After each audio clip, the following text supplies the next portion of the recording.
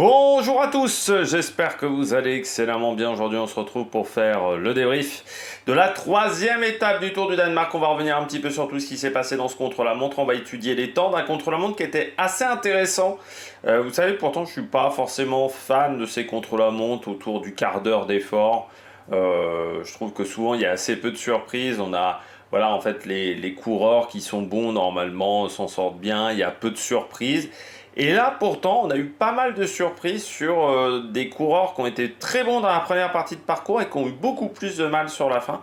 Donc, on va essayer d'étudier tout ça. C'est pour ça que j'ai même mis les temps un peu plus détaillés que d'habitude avec les temps intermédiaires, parce que normalement, je ne le fais pas, parce que parfois, il y a beaucoup de temps intermédiaires, donc c'est difficile à placer. Mais là, j'ai décidé de vous le montrer, parce que c'est vrai que pour les top coureurs, ça a été très intéressant de ce côté-là. Allez, n'hésitez pas à vous abonner à la chaîne, à réagir dans les commentaires, à mettre un pouce bleu, à partager la vidéo sur les réseaux sociaux, notamment auprès de vos proches. Si vous pensez que ça peut les intéresser, dans les commentaires, n'hésitez pas à me dire qui vous a plu, qui vous a déçu. Quand vous vous abonnez à la chaîne, vous pouvez rajouter la petite cloche, comme ça vous êtes au courant des dernières vidéos qui viennent de sortir. Si vous avez les moyens et que vous voulez m'aider, vous pouvez faire un super thanks. Vous pouvez également, vous pouvez cliquer rapidement sur les notifications sur les miniatures. Et je crois que désormais sur le téléphone portable, je ne sais pas comment ça marche, vous pouvez booster les vidéos si vous avez envie de booster des créateurs de contenu. Voilà, je crois qu'il y a ce système-là. Alors, je ne sais pas du tout comment ça marche, ne me demandez pas. Mais voilà, il y a des trucs comme ça, je ne fais pas. Parce que moi, je regarde YouTube sur un ordinateur, je ne regarde pas YouTube sur un téléphone. Je fais très peu de choses avec mon téléphone à part téléphoner, envoyer des SMS. Mais voilà, vous pouvez, il semblerait que vous pouvez faire ça.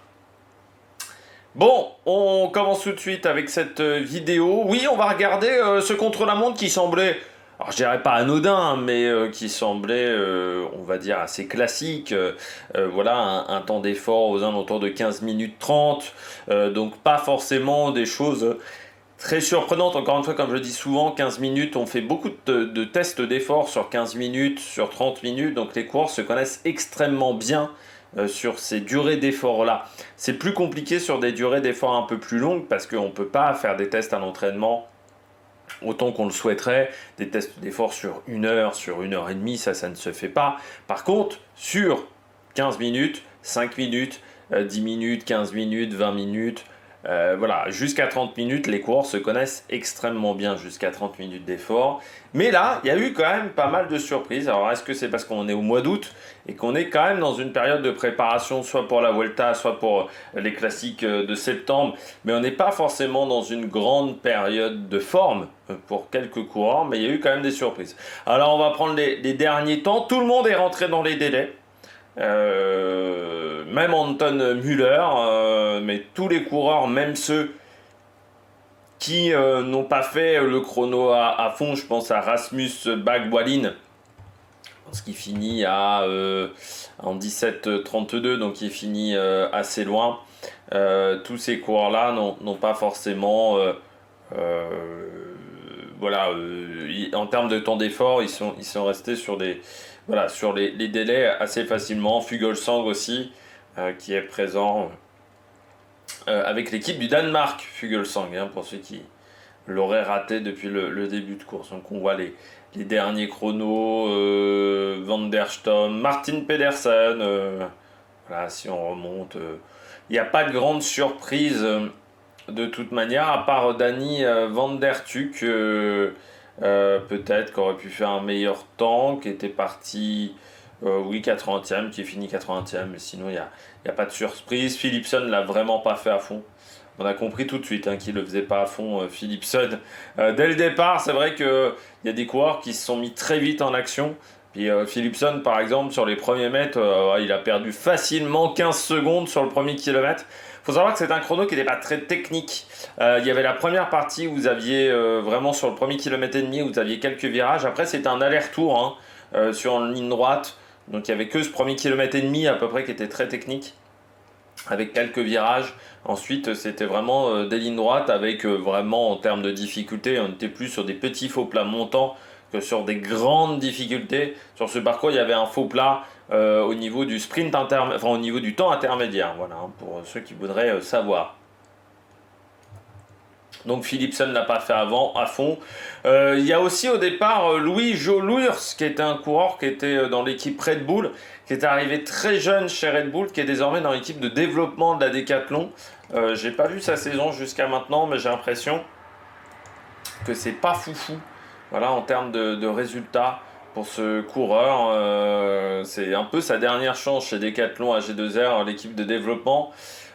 Malgré le fait qu'il ait que 22 ans, mais c'est vrai qu'on avait beaucoup d'attentes sur lui quand il est arrivé. C'est la formation Bora, hein. Il était dans le team Autoheader et puis ensuite il est allé chez Bora. Mais pas forcément. Je pense qu'il est arrivé trop tôt chez les pros. Et puis, tu vois, même en Allemagne, c'était pas le meilleur jeune. Hein, 8e des championnats d'Allemagne au chrono, par exemple. Plutôt sur un profil. Au départ, on nous disait sprinter. Aujourd'hui, en résultat, c'est assez compliqué, voilà, pour Louis, Jo, Luers, voilà, et c'est vrai que ça fait partie des courants, on se dit parfois on les recrute extrêmement jeunes en pensant qu'il y a énormément de potentiel, et souvent, voilà, tout le monde n'est pas Pogacar, et parfois on se plante énormément. J'ai peur qu'avec ce coureur-là, on se soit planté, et peut-être que s'il est arrivé chez les pros un petit peu plus tard, eh bien peut-être qu'il aurait eu une meilleure carrière. Pardon. Bon, Tupalik, Tonelli, on finit en 16,51, il y a quand même quasiment la minute. Ryan Gibbons, je pense qu'il ne l'a pas fait à fond. Ryan Gibbons, il est capable d'être bon sur les prologues, Gibbons. Je l'ai déjà vu vraiment pas mauvais dans cet exercice-là, mais là, c'était compliqué. Non, l'un des premiers leaders, c'est peut-être Foldager pour le Danemark, qui finit assez loin en 16 minutes 40, Foldager, mais vous voyez, hein, il était déjà loin. Au premier intermédiaire, le Danois, qui, je pense, misait pas mal sur ce contre-la-montre, donc petite déception. Voilà pour Anders Foldager, qui a un peu mieux démarré qu'il a fini. Il fait partie des coureurs qui sont partis sur la fin. Alors, la question est de savoir est-ce qu'il y avait un petit peu de vent qui s'est levé sur le retour, parce que c'est vrai que sur la fin de course, à part les deux coureurs de tête, beaucoup de concurrents ont eu du mal à finir, hein, ce contre-la-montre. Foldager, donc il est là. Matthias Kopecky, le Tchèque, coureur qui va rejoindre la Unibet, qui était chez Novo Nordisk.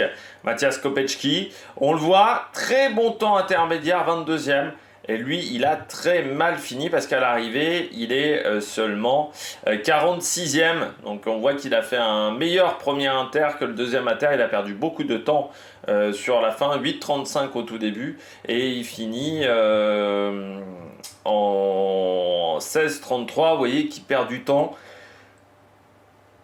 Sur un Antoine Lotte, par exemple, qui est en 8,40 et qui finit devant lui, ou même sur un coureur comme Jonas Gregard qui a très bien fini, ou même sur un Juaresti. Donc pas forcément facile pour Kopecky. Après, je ne sais pas si on travaille énormément le contre-la-montre du côté de Novo Nordisk.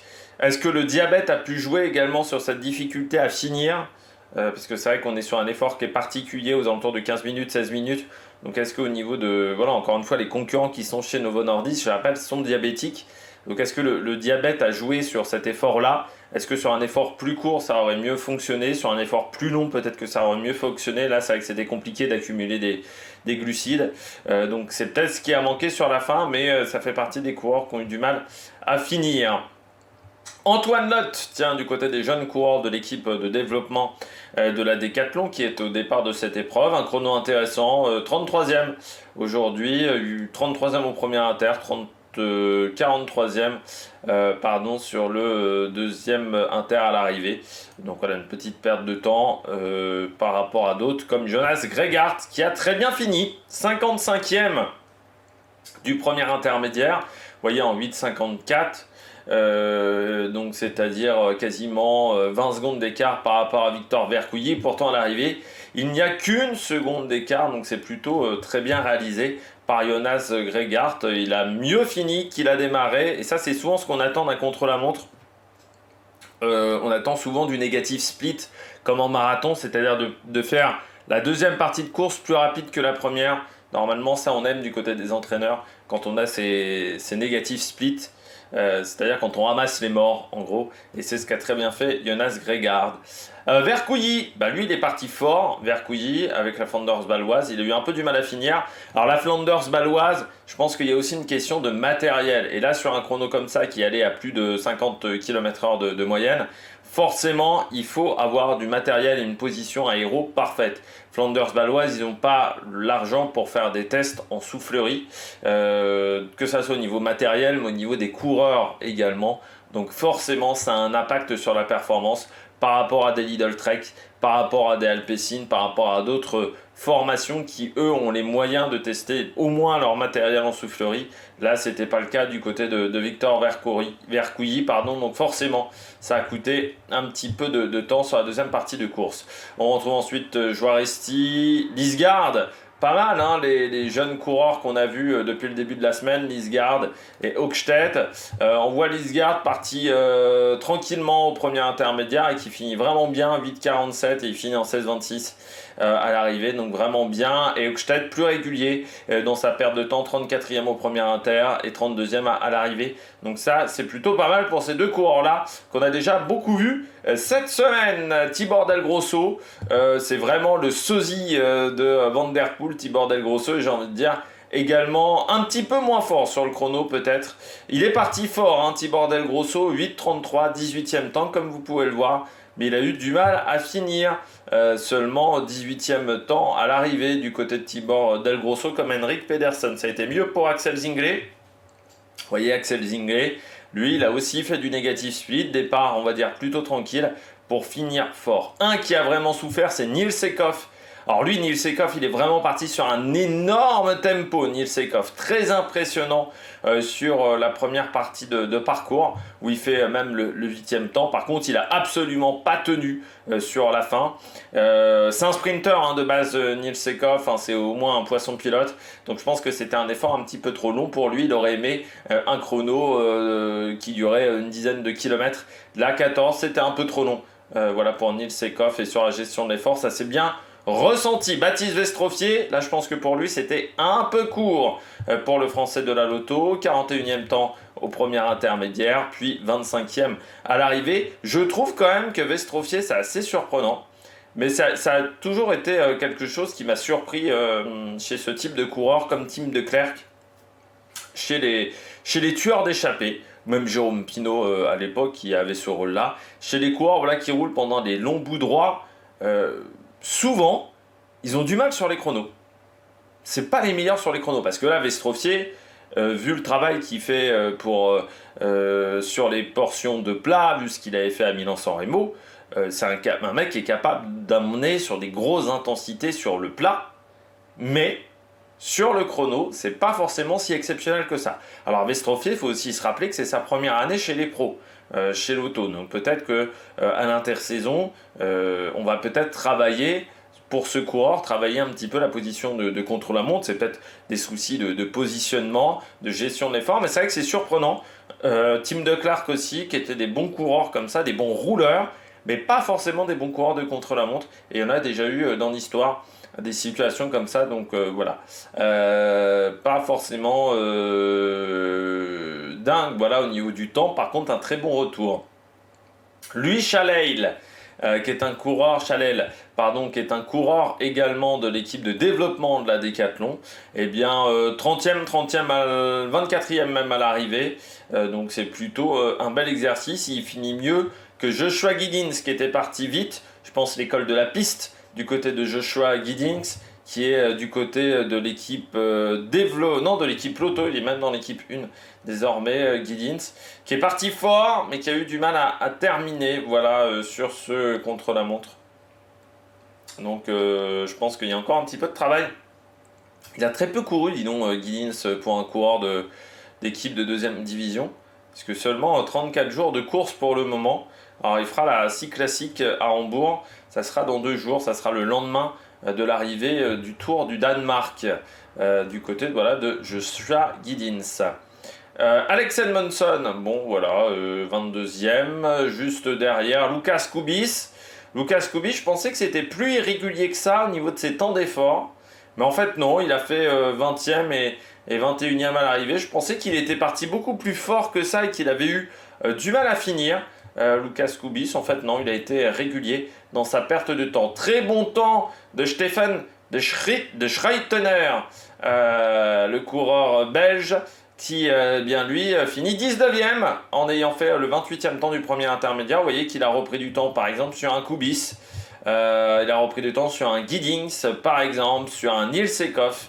Donc là, c'est vraiment un pas mauvais chrono du côté du coureur belge, parce que juste derrière Dylan Van Baarle, juste derrière le Gan Curry, qui est un peu la référence, je dirais, du contre-la-montre chez la Lotto en ce moment, bah, c'est vraiment pas mal. Voilà, il finit à combien? Il finit à une seconde de Logan Curry, donc sur 14 km. Je trouve que c'est vraiment une très très belle réussite, voilà, de Stefan de Schreitener. Arthur Blaise, premier français au final à l'arrivée. Arthur Blaise, le coureur français bien, de l'équipe de développement. Très bon chrono d'Arthur Blaise, vous voyez, 19e temps au premier intermédiaire en 8,33. Et il finit, c'est quasiment l'un des moins bons temps du top 20, et il va finir en 16,05 à l'arrivée, donc excellent chrono de la part de Arthur Blaise, et pas très loin d'un Albert Philipson, quand on regarde, ou d'un Carl Frederick Bevort aussi. Donc c'est un excellent chrono de sa part. Van de Hemelen, le coureur de la Flanders baloise, très bon chrono qu'on avait vu, je rappelle, du côté de la France sur le Grand Prix La Marseillaise. Depuis, bon, les résultats n'ont peut-être pas forcément été si exceptionnels que ça, quand même 10e du dernier Tour de Norvège. Eh bien, il a été pas mauvais, Vincent Van Hemelen, qu'on retrouvera peut-être sur la fin de semaine. Il sera également la semaine prochaine sur le Rennes Tour du côté de la Flanders baloise. Lui, c'est un coureur qui est en fin de contrat en plus, donc aurait peut-être envie de rejoindre une plus grosse structure. Mais avec la situation en Belgique, c'est loin d'être évident. Donc Vincent Van Hemelen, Van Hemelen qui était très bon. 8,33 au premier intermédiaire, belle remontée ensuite avec le 13e temps à l'arrivée.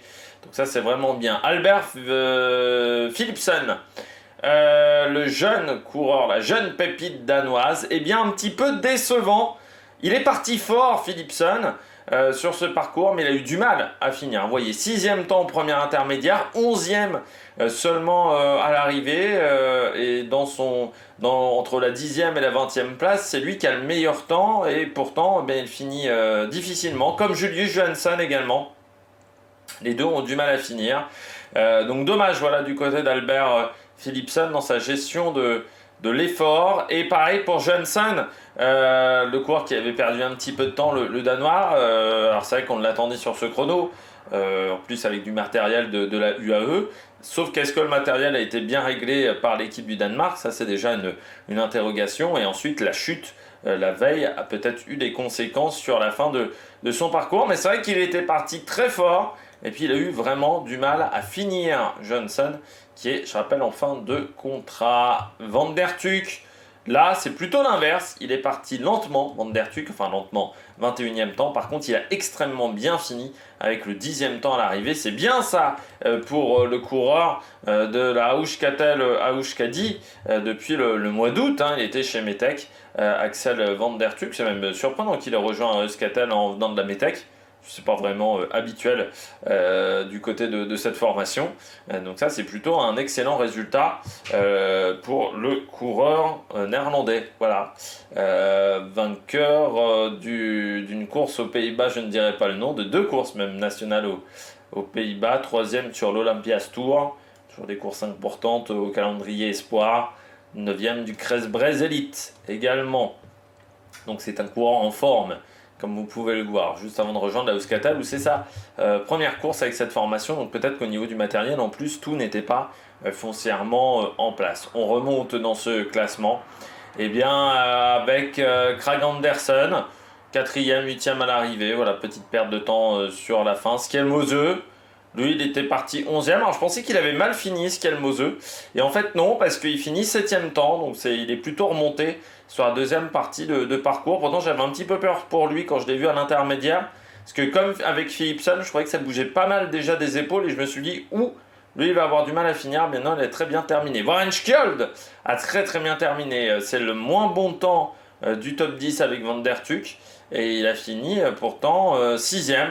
Donc comme quoi, il fallait vraiment plutôt se concentrer sur la fin. Juste devant, il y a Price Peterson. Alors lui, j'ai pas vu son chrono à Price Peterson parce qu'il est parti tôt dans ce contre-la-montre. Ça a longtemps été lui qui était en tête du contre-la-montre. Et puis ensuite, on retrouve Niklas Larsson, 5e temps à l'intermédiaire, 4e à l'arrivée. Pourtant, j'avais peur du côté de Niklas Larsson parce que je trouvais qu'il avait sur la première partie, il emmenait très très bien son braquet, il enroulait bien son braquet. Et sur la deuxième partie, je trouvais que le coup de pédale était peu fluide. Voilà, c'était assez haché son coup de pédale et je me suis dit, ça c'est parce qu'il emmène trop gros, donc peut-être qu'il n'arrive plus à emmener le braquet, il a peut-être emmené trop gros. Et pourtant, à la fin, ça termine fort et je me disais en plus, comme il vient de la piste, alors certes, il a fait l'américaine, mais est-ce qu'il va tenir à la distance? Ça, c'était la question que je me posais. Mats Pedersen, pardon, en évitant de m'étouffer, finit 3ème. Mats Pedersen, dernier à partir, à 17h28, comme vous pouvez le voir, et qui termine 3ème. Je trouve qu'il a eu du mal à finir, Mats Pedersen. Vous voyez qu'il n'a qu'une seconde de retard, à peine même. C'était 66 centièmes, je crois, face à Söderqvist.